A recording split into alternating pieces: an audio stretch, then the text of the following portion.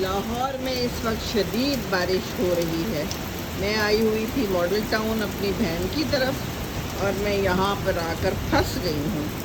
बहुत तेज़ बारिश है, ये देखिए, निकला नहीं जा सकता इस वक्त। इससे पहले भी बहुत बारिश हुई है और यकीनन खूब सारा पानी जमा हो गया होगा DHA में और अंडर पासिस में।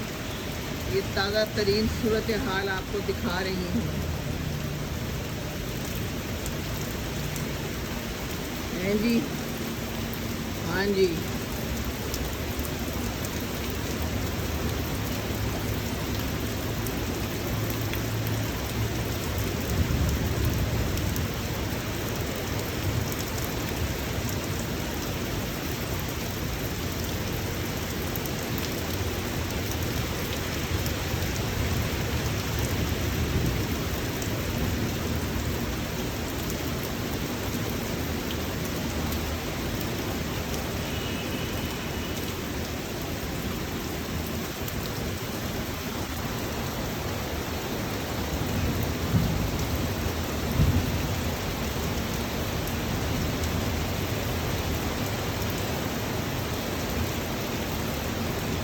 बादल भी गरज चमक रहे हैं।